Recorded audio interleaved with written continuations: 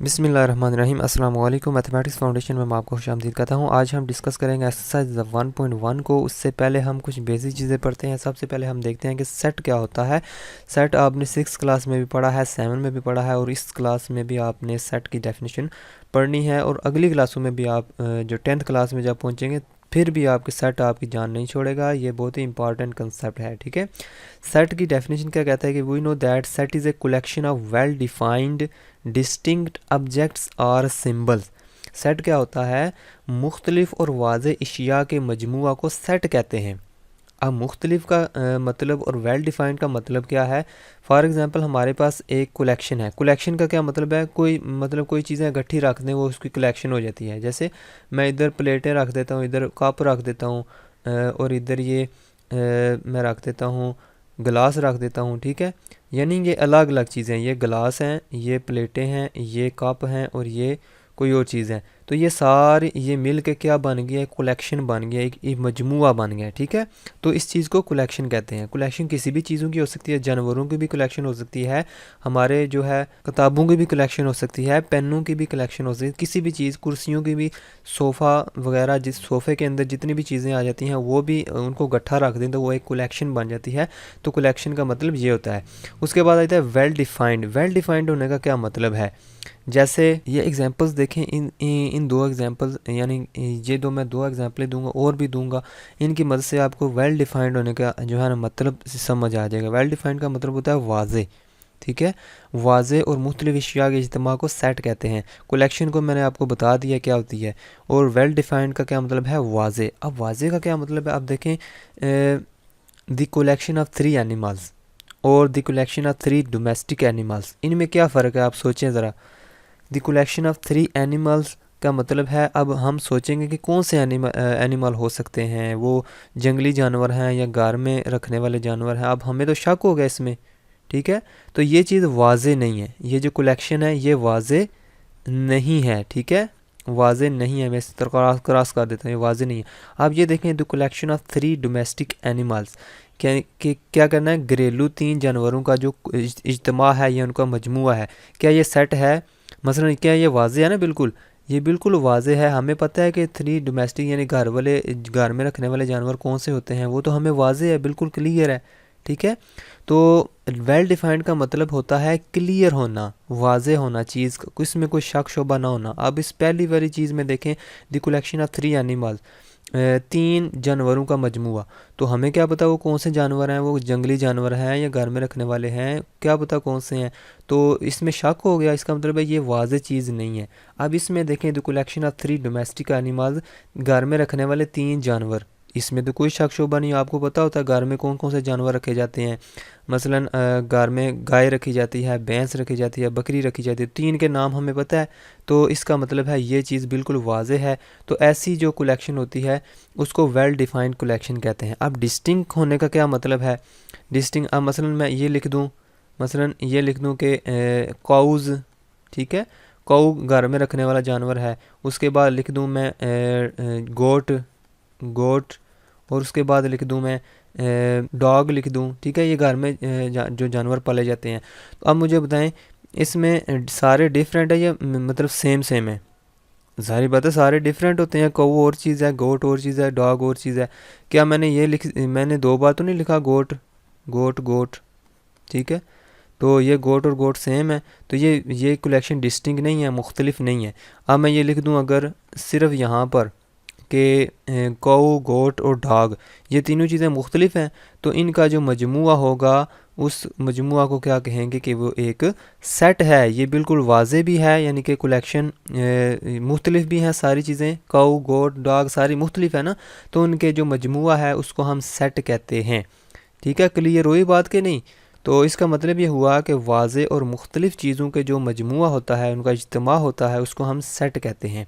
अच्छा, सेट को ज़ाहिर किस तरह करते हैं? सेट को ब्रैकेट के ज़रिए, मसलन कोई भी जो एलिमेंट होते हैं सेट के, उसको ब्रैकेट के अंदर हम लिख देते हैं। जैसे फॉर एग्जांपल हम कहते हैं कि सेट ऑफ नेचुरल नंबर, और हमें पता है नेचुरल नंबर क्या होते हैं, 1 से स्टार्ट होते हैं, जो 1 2 3 4 सो 1।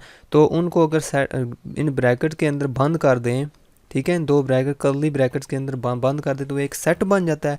तो इस सेट को हम कहते हैं सेट ऑफ नेचुरल नंबर। और सेट जो होता है उसको हम कैपिटल लेटर से डिनोट करते हैं, और सेट के जो एलिमेंट होते हैं उसको हम जो है स्मॉल लेटर से या डिनोट करते हैं। ठीक है, तो उसके बाद आता है set of whole number. Set of whole number क्या होता है, अगर सेट ऑफ नेचुरल नंबर के साथ हम ज़ीरो को भी शामिल कर लें तो वो कौन सा सेट बन जाता है, सेट ऑफ होल नंबर बन जाता है। अच्छा, अगर हम सेट ऑफ होल नंबर के साथ हम माइनस वाले नंबर भी शामिल कर लें तो वो कौन सा सेट बन जाता है, सेट ऑफ इंटीजर बन जाता है। ठीक है, उसके बाद आता है set of prime number. Set of prime number पहले पता होना चाहिए प्राइम नंबर क्या होते हैं। ऐसे नंबर जो सिर्फ अपने पर और वन पर डिवाइड होते हैं उनको हम कहते हैं सेट के प्राइम नंबर कहते हैं। अगर उन तमाम नंबर्स को इस सेट के अंदर बंद कर दें तो इसको इस सेट को क्या नाम देते हैं, सेट ऑफ प्राइम नंबर्स, और इसको हम पी के साथ डिनोट करते हैं। उसके बाद आ जाता है सेट ऑफ ऑड नंबर। तो सेट ऑफ ऑड नंबर्स कौन से होते हैं, ऐसे नंबर जो टू पे डिवाइड नहीं होते वो ऑड नंबर्स होते हैं। वो मसलन 1 3 5 उसके बाद 7 9 एंड सो ऑन, इधर से भी मतलब ये सारे टू पे डिवाइड तो नहीं ना हो सकते, इसलिए ये क्या कौन से नंबर है, ऑड नंबर है। लेकिन अगर इधर भी चले जाएं मसलन -1, वे भी तो टू पे डिवाइड नहीं होता, -2 ये भी टू पे डिवाइड नहीं होता, -3, इस तरह इधर नीचे भी चलते जाएं तो ये भी सारे जो नंबर होते हैं इनको क्या कहते हैं, ऑड नंबर। अगर इनमें सब को मैं सेट के अंदर बंद कर दूं तो वो क्या बन जाता है, set of odd number. Set of odd number को किससे डिनोट करते हैं, ओ से डिनोट करते हैं। ठीक है, उसके बाद आ जाता है सेट ऑफ इवन नंबर्स। ऐसे नंबर जो टू पे डिवाइड हो जाते हैं उनको कहते हैं इवन नंबर्स। जैसे 0 टू पे डिवाइड हो जाता है, क्यों डिवाइड हो जाता है, आप देखें 0 को अंदर आके 2 से डिवाइड करते हैं, होता है कि नहीं, 2 0 0, क्या बचेगा 0, तो इसका मतलब है 0 2 पे डिवाइड हो जाता है।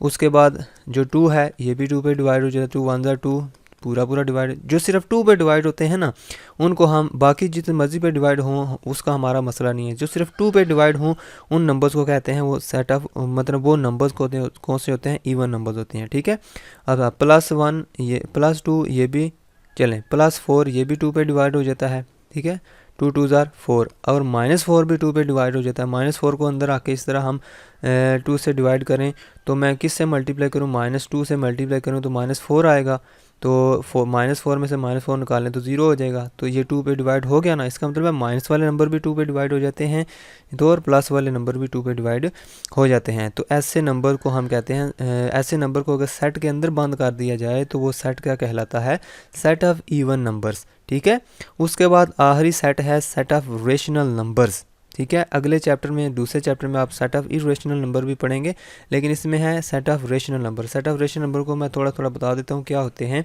ऐसे नंबर जिनको हम फ्रैक्शन की शक्ल में लिख सकते हैं उनको इवन मतलब उनको रेशनल नंबर कहते हैं। जैसे 0.5 है, क्या मैं इसको फ्रैक्शन में लिख सकता हूँ, जी लिख सकते हैं। क्यों, देखें हम पॉइंट के नीचे 1 लिखेंगे तो नीचे 0 आ जाएगा। आप देखें 5 1 ज़ार 5, 5 2 ज़ार 10, तो 1/2। अब देखो इस नंबर को मैंने फ्रैक्शन की शक्ल में लिख दिया है, तो ये फिर कौन सा नंबर हुआ, रेशनल नंबर हुआ। ठीक है, ऐसे तमाम नंबर जो कि जिनको हम फ्रैक्शन की शक्ल में लिख सकते हैं उनको हम कहते हैं कि वो क्या हैं, रेशनल नंबर्स हैं। और उनके सेट को किस तरह लिखते हैं, P/Q, यानी कि तमाम ऐसे नंबर जो फ्रैक्शन की शक्ल में लिखे जा सकते हैं उनका अगर हम सेट बना दें। अब हमें ये तो नहीं पता वो कहाँ से स्टार्ट होंगे, ठीक है, अब इनका तो पता था ना कि वो 0 से स्टार्ट होंगे, 2 से स्टार्ट होंगे, -1, ये तो हमें पता था ना। अब P/Q यानी कि फ्रैक्शन वाले नंबर हमें क्या पता कहाँ से स्टार्ट होते हैं। ठीक है, तो वो तो कुछ भी हो सकता है ना, 2/3 भी फ्रैक्शन में लिखा हुआ है, 4/5 भी लिखा हुआ है। अब हम कहाँ से स्टार्ट करें, 1/2 भी है, तो इसका मतलब हमें पता नहीं है कहाँ से स्टार्ट करना है, तो इसलिए हम जनरल लिख देते हैं कि ऐसे तमाम नंबर जिनको P/Q की शक्ल में लिख सकते हैं, सच दैट P और Q कहाँ से होने चाहिए, P और Q इस सेट Z में से होने चाहिए, इस सेट में से। ठीक है, इसलिए बिलोंग टू Z लिखा हुआ है, तो इसमें से होने चाहिए। और नीचे वाला नंबर यानी कि Q ये 0 नहीं होना चाहिए, Q not is equal to 0 is equal to set of rational number को Q से ज़ाहिर करते हैं, तो इसलिए इसको कहते हैं सेट ऑफ रेशनल नंबर्स। ठीक है, तो ये थी बेसिक चीज़ें। ये पेपर में आ सकता है कि right set of whole number, right set of prime number, right set of even number, ये पेपर में आ सकता है, आपने इसको छोड़ना नहीं है। तो उसके बाद हम चलते हैं, उसके बाद हम देखते हैं कि सब सेट का क्या मतलब है। ठीक है, इनको हम रेज़ कर देते हैं। इसके बाद हम देखते हैं सब सेट का क्या मतलब है। एक सेट ए है, सपोज करते हैं 1 2 3, एक सेट ए है और एक सेट है बी इज इक्वल टू 1 2 3 4 5, ठीक है। अब देखें ये जो सेट ए है इसके सारे के सारे एलिमेंट इस सेट बी में भी पाए जाते हैं, ठीक है। यानी कि ये सारा सेट इसके अंदर पाया जाता है। 1 2 3 1 2 3 पाया जाए ना, इसका मतलब ये हुआ ए सब सेट है बी का, ए इज़ सब सेट ऑफ बी। अब सब सेट का चलो सब सेट को तो पता चल गया कि अगर एक सेट दूसरे में पाया जाता है तो उसको सब सेट कहते हैं, ठीक है। तो मज़ीद आप सब सेट की दो टाइप्स होती हैं, एक होती है प्रॉपर सब सेट और दूसरी होती है इम्प्रॉपर सबसेट, प्रॉपर सबसेट। अब प्रॉपर सबसेट का क्या मतलब है, अगर एक सेट दूसरे सेट के अंदर पूरे का पूरा पाया जाता है लेकिन उसके सेट उस सेट के बराबर नहीं है तो हम कहेंगे कि वो ए सेट जो है वो बी का प्रॉपर सबसेट है, ठीक है। उसको हम इस तरह इस निशान से ज़ाहिर करते हैं। जैसे ये देखें ए सारे का सारा बी के अंदर पाया जाता है लेकिन बी के बराबर नहीं है तो हम कहेंगे कि ए क्या है, प्रॉपर सबसेट है बी का। लेकिन अगर एक और मैं सेट ले लूँ, यहाँ पर इधर मैं सी ले लूँ, सेट इज़ इक्वल टू सी लिख दूँ मैं 1 2 3, ठीक है। आप मुझे बताएं कि ए जो है सारे का सारा सी में पाया जाता है और ए सी के बराबर भी है, ठीक है। तो हम कहेंगे कि ए सी का इम्प्रॉपर सबसेट है, ठीक है। और इसको किस तरह डिनोट करेंगे, ए इज़ इम्प्रॉपर सबसेट, नीचे इक्वल वाली लामत भी डाल देंगे कि वो सी इधर लिखेंगे सी के अंदर पाया जाता है लेकिन वो उसके बराबर भी है। तो ऐसे सेट को क्या कहते हैं, इम्प्रॉपर सबसेट, इसको कहते हैं प्रॉपर सबसेट, ठीक हो गया। उसके बाद आ जाता है पावर सेट क्या होता है, ठीक है। पावर सेट का मतलब है ऐसा सेट जिसके अंदर सारे के सारे सबसेट्स पाए जाते हैं, उसको पावर सेट कहते हैं। जैसे फॉर एग्जांपल ए के सबसेट क्या हो सकते हैं, ए कोई सेट है 1 2, ठीक है। इसके सबसेट क्या हो सकते हैं, सबसेट मतलब कि जो सेट इसके अंदर पाया जाता है इसके अंदर, और जो एम्प्टी सेट है वो हर एक सेट के अंदर पाया जाता है। एम्प्टी सेट क्या होता है, empty set is equal to खाली सेट, यानी कि कोई जिसमें अंदर कोई ना एलिमेंट ना पाया जाए वो हर एक जो है ना सेट के अंदर पाया जाता है। एक दो सेट ये हो गया जो इसके अंदर पाया जाता है, ठीक है। दूसरा सेट क्या कौन सा हो सकता है, 1, अगर 1 का सेट बना दे तो 1 भी इसके अंदर पाया जाता है, इसका मतलब है ये भी इसका सब सेट है। उसके बाद ये जो 2 है, 2 का सेट बना दें अगर तो ये भी इसके अंदर पाया जाता है, इसका मतलब है ये भी इसका सब सेट है। अब देखें आखिरी सेट है 1 और 2, क्या ये भी इसके अंदर पाया जाता है, ज़ाहिर बात है ये भी इसके अंदर पाया जाता है। इसका मतलब है जो सारे जितने भी सब सेट इसके बन सकते हैं वो हमने लिख दिए हैं। तो अगर इस सारे सब सेट को एक सेट के अंदर बंद कर दें तो वो सेट कहलाता है पावर सेट, ठीक है। उस सेट को क्या कहते हैं, पावर सेट ऑफ ए। इस तरह हम कह सकते हैं कि a set consisting of all subsets of given set, यानी कि सेट ए हमारे पास गिवन है, इसके जितने भी सबसेट बन सकते थे वो हमने लिख दिए हैं, ऑल सबसेट्स हमने लिख लिए हैं। अब उन तमाम सेट्स को एक सेट के अंदर बंद कर दें तो वो पूरा सेट क्या कहलाता है, पावर सेट। किस सेट का कहलाता है, ए सेट का पावर सेट कहलाता है। तो अब चलते हैं हम एक्सरसाइज की तरफ। एक्सरसाइज का पहला क्वेश्चन क्या कहता है, right all the subsets of the following sets, कहता है कि तमाम जितने भी सबसेट इसके बन सकते हैं ऑल के ऑल आपने लिखने हैं। तो क्वेश्चन नंबर 1 का जो पहला पार्ट है वो मैं लिखता हूँ इधर। पहला पार्ट इसका क्या है, एम्प्टी सेट। तो एम्प्टी सेट के कितने सबसेट हो सकते हैं, जाहिर बात है एक ही सबसेट हो सकता है। तो इसका हम सोल्यूशन क्या लिखेंगे, इस तरह हम लिखेंगे पहले सोल्यूशन। इसका सोल्यूशन हम लिखेंगे दिस सबसेट इज़ ओनली 5, ठीक है। इसका सबसेट क्या हो सकता है, सिर्फ 5, यानी कि खुद 5 जो एम्प्टी सेट है वो खुद अपने आपका सबसेट हो सकता है, और तो इसका कोई भी सबसेट नहीं हो सकता। नंबर 2 जो पार्ट है वो क्या है, 1, ये वाला 1 सिंगल्टन सेट। ऐसा सेट जिसके अंदर एक एलिमेंट पाया जाए उसको क्या कहते हैं, सिंगल्टन सेट। तो इसका सोल्यूशन हम लिखते हैं, क्योंकि इसके अंदर क्या पाया, एम्प्टी सेट तो हर एक में लिखना आपने लिखना है दिस सबसेट्स, और क्या लिखना आपने, दिस सबसेट्स और मैं एन लिख दिया सबसेट्स और कौन कौन से सब सेट्स हो सकते हैं, इसके अंदर फाई हो सकता है यानी कि एम्प्टी सेट, वो तो हर एक का होता है, और 1 खुद हो सकता है, ठीक है। तो ये इसके दो ही सेट बन सकते हैं जो सब सेट्स हैं। अब हम देखते हैं पार्ट नंबर 3 का कहता है। पार्ट नंबर 3 इंपॉर्टेंट पार्ट है ए बी। पार्ट नंबर 3 जो है ये पेपर में आता होता है ज़्यादातर, ए कामा बी। तो इसके सब सेट क्या हो सकते हैं, सोल्यूशन लिखते हैं हम। इधर हम लिखेंगे दिस सब सेट्स आर, पहला तो सेट हो सकता है फाई कामा, उसके बाद इसके अंदर कौन सा सेट पाया जा सकता है, ए अगर लिख दें उसका सेट बना दें तो वो भी इसके अंदर पाया जाता है, ये भी इसका सब सेट है। अगर बी अकेले का सेट बना दें तो वो भी इसके अंदर पाया जाता है, ये भी इसका सब सेट है। अगर मैं पूरा पूरा ए बी बना दूं तो वो भी इसके अंदर पाया जाता है। इसका मतलब है ये सारे के सारे इसके क्या हैं, सब सेट्स हैं।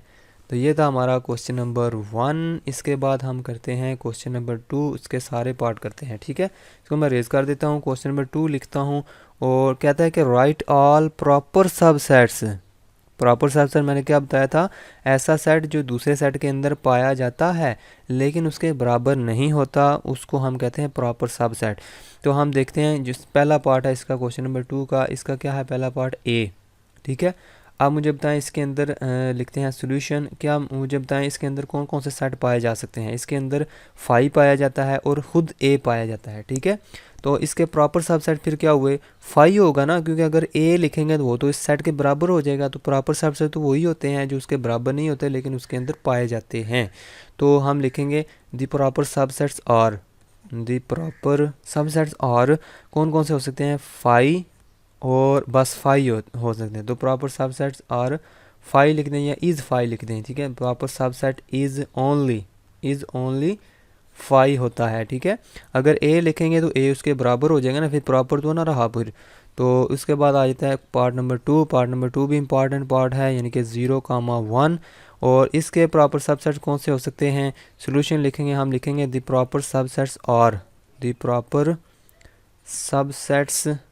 सबसेट्स और इसके प्रॉपर सबसेट कौन से हो सकते हैं, एक तो फाई लाजमी होगा जो इसके अंदर पाया जाएगा, ठीक है।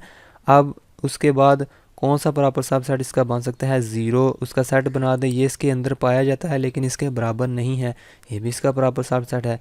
उसके बाद 1 भी जो है ये इसके अंदर पाया जाता है लेकिन इसके बराबर नहीं है। तो लिहाजा अगर 0 1 लिखेंगे तो इसके बराबर हो जाएगा। तो हमने वो लिखने होते हैं जो इसके बराबर ना हों, ठीक है। तो ये इसके बराबर नहीं है तो ये इसके क्या हुए, प्रॉपर सब सेट्स होंगे। उसके बाद आ जाता है पार्ट नंबर 3। पार्ट नंबर 3 कहता है कि प्रॉपर सब सेट इसके हमने लिखने हैं 1 2 3, यानी आपने आखिरी छोड़ देना है, बाकी सारे लिख देने हैं। जो पिछला पार्ट किया ना उसमें हमने क्या किया था, सारे लिखे थे, तो आखिरी छोड़ देंगे तो वो प्रॉपर सबसेट हो जाएंगे, ठीक है। दी प्रॉपर सबसेट्स और दी प्रॉपर सबसेट्स और इसके प्रॉपर सबसेट्स कौन से हो सकते हैं, फाई तो हर एक का होता है, फाई और 1 और 2 और 3, ठीक है। और 1 2 भी इसके अंदर पाया जाता है लेकिन इसके बराबर नहीं है, इसका बराबर सबसेट हुआ। फिर उसके बाद 2 3 भी इसके अंदर पाया जाता है और 1 3, ठीक है, 1 3 भी पाया जाता है। अब 1 2 3 नहीं हम लिख सकते क्योंकि वो इसके अंदर पाया तो जाएगा लेकिन उसके बराबर नहीं होगा। तो ये था हमारा क्वेश्चन नंबर 2, उसके हमने पार्ट किए हैं। और अब आ जाता है क्वेश्चन नंबर 3। कहता है कि क्वेश्चन नंबर 3 में right the power set of the following set. In set के हमने क्या लिखने हैं, पावर सेट लिखने हैं। तो पावर सेट मैंने क्या बताया था कि तमाम सब सेट लिख के उनका बड़ा सेट बना दें तो वो क्या बन जाएगा, पावर सेट बन जाएगा। तो पहला जो पार्ट है इसका क्या लिखा हुआ है, -1,1। सबसे पहले हम लेट का लेंगे, सोल्यूशन में लिखेंगे इन सेट को कोई नाम दे देंगे, ठीक है। पावर सेट लिखने के लिए हम इन सेट को कोई नाम दे देंगे। हम लेट का लेते हैं, लेट का मतलब हम कोई नाम दे रहे हैं इसको, a = -1,1, इसको हम a का नाम दे देते हैं। अब इसके हम लिखते हैं सब सेट्स, ठीक है, या सीधा लिख देते हैं पावर सेट ऑफ ए का पावर सेट लिखेंगे, एक सेट बना देंगे। किस का सेट बनाएंगे, इसके जितने भी सब सेट्स बन सकते हैं हम उसका सेट बनाएंगे। जैसे एक सेट बन सकता है फाई और इसका सब सेट बन सकता है -1 और इसका बन सकता है सब सेट 1 और इसका बन सकता है -1,1। बस इतने इसके सब सेट बन सकते हैं। इन तमाम सब सेट्स को लिख के आपने इसको बंद कर देना है सेट के अंदर। तो ये जो सेट है ये इसका क्या है, पावर सेट है। इज़ इधर लिख देंगे is power set of A, power set of A. ये ए का पावर सेट है। उसके बाद अगेन हम क्या करेंगे, जो पार्ट नंबर 2 है इसके लिए भी हम यही तरीका आजमाएंगे, मतलब यही तरीका इख्तियार करेंगे कि ए बी सी है पार्ट नंबर 2 में, ए बी सी है, और सोल्यूशन में हम लिखेंगे लेट ए बराबर है ए बी सी, ठीक है, इसके बराबर है, नाम दे देंगे ना इस सेट को कोई, फिर हम लिखेंगे P of A, power set of A, ठीक है। तो इधर बड़ा सेट लिख देंगे, बड़े सेट की अलामत लिखेंगे और पहले लिखेंगे फाई तो हर एक का सबसेट होता है, दूसरा इसका सबसेट क्या हो सकता है ए, तीसरा क्या हो सकता है बी, और उसके बाद सी भी इसका सबसेट है। उसके बाद हम लिखेंगे ए बी और ये भी बी सी, उसके बाद हम लिखेंगे ए सी या सी ए भी लिख सकते हैं, कोई मसला नहीं है, सेम चीज़ है। उसके बाद हमने लिखना है इधर ए बी सी। तो ये सारे मैंने सबसेट्स लिख के उन सब सबसेट्स को एक सेट के अंदर बंद कर दिया है। तो ये क्या बन गया है, ए सेट का सब पावर सेट बन गया है। इधर हम लिखेंगे is the power set of A, is the power set of A.